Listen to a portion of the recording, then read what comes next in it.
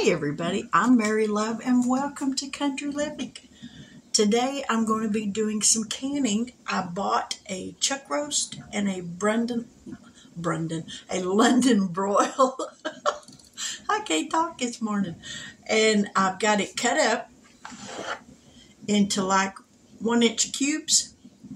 What I'm going to do first is kind of brown the meat. I'm not going to cook it all the way through, but I am going to try to brown it on all sides. Back here on the back burner of my stove, right here, I've got some beef broth that's heating up. I've got my jars here that are boiling, and we might as well just go ahead. I've got this turned on, so let's go ahead and put some meat in here. And we're just going to brown this up in small batches at a time so that it all gets browned evenly.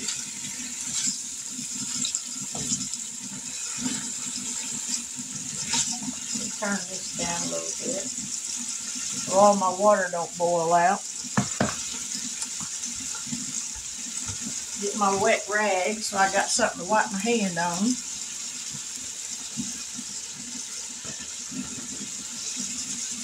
And as soon as I get all this meat browned up, we'll be right back, so y'all stick around.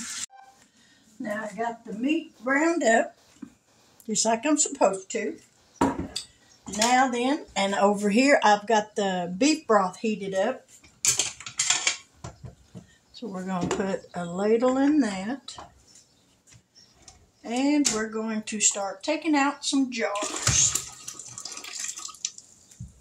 So let's bring yins over here where yins can see what I'm doing. Here I've got some vinegar with the paper towel. I'm going to put a half a teaspoon of canning salt. This isn't regular table salt. And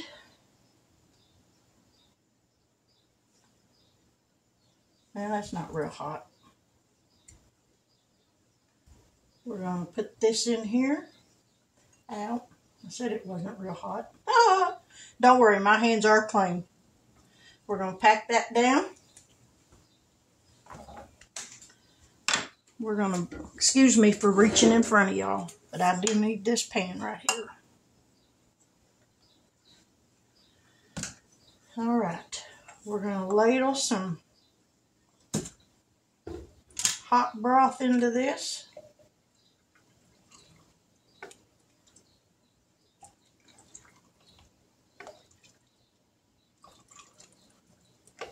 And I may need more broth. To a 1/2 inch headspace. And we're going to use this to make sure there's no bubbles.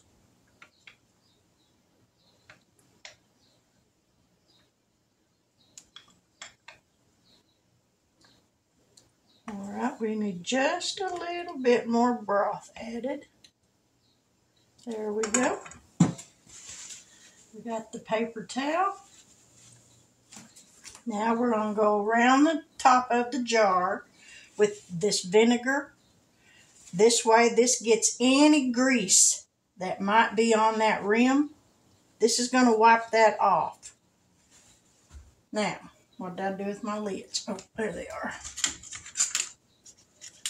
We're going to put a flat on here, and when you're pressure canning like this, you don't have to heat your lids up. Finger tight, and down in the jar or canner it goes.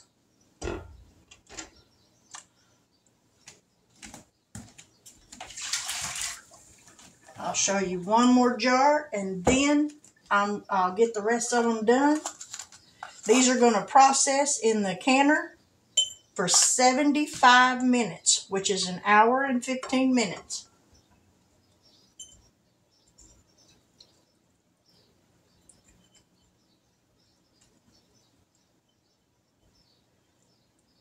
I don't know how many jars I'm going to get. I hope I get at least 6. I think I'm going to get a bigger ladle. That one's going to take too long.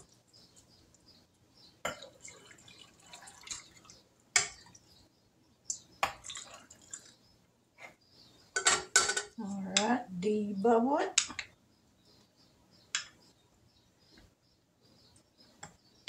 Make sure we get all the air pockets out. And then we'll have to add a little bit more broth. Not much, but a little bit. Wipe this off.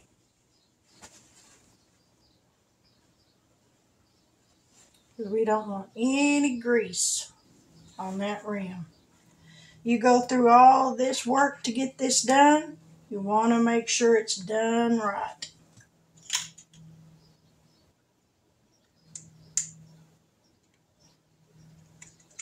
All right, come apart.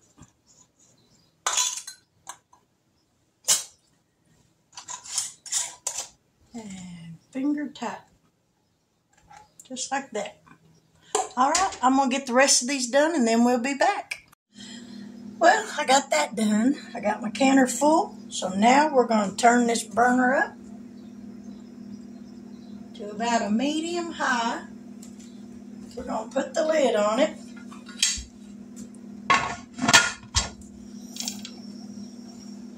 Just like that.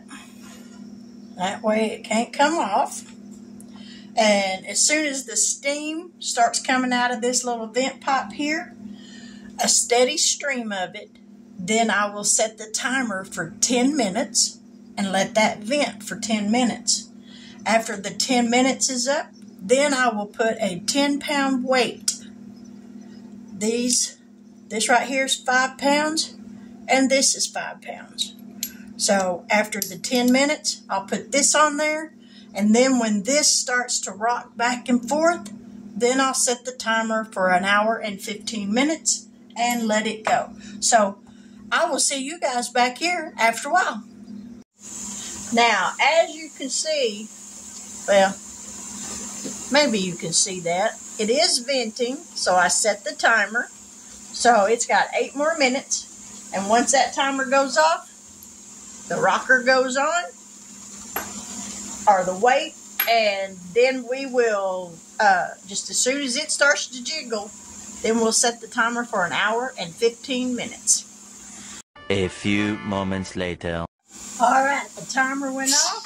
So now we're going to put that on there, and we're going to let it do its thing. And here in a little while, that's going to start jiggling. And hopefully nothing else pops. So we'll be back. Now it's finally starting to jiggle, which is a good thing. So now we're going to set the timer for 1 hour and 15 minutes.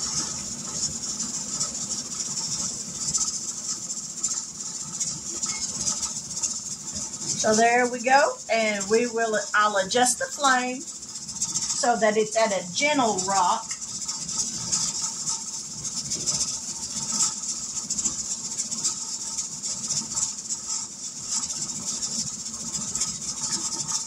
That keeps on rocking. So there we have it. So in 1 hour and 15 minutes, I'll shut the burner off, and I will let it sit here for about 45 minutes.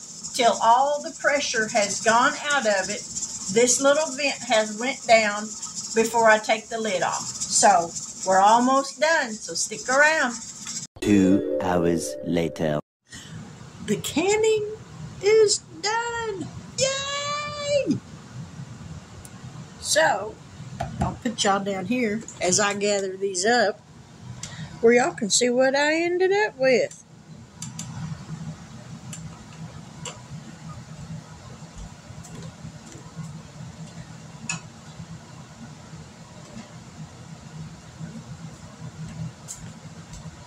I think they turned out pretty. It just takes a little bit.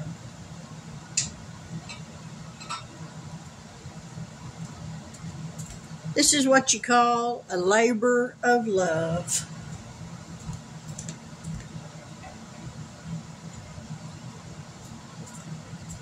Because I love to eat. Let me get these others over here and then we'll be right back.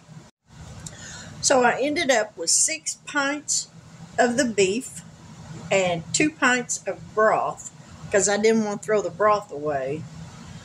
And I figured, what the hey, you know what? I got it. I might as well use it. So that's what we're going to do. But there we go.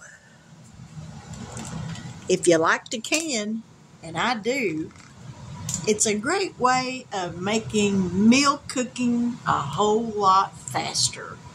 Because with this, now, whenever I need a quick meal, as I said before, I can open up a jar of this, add a packet of brown gravy mix, and some egg noodles, and voila.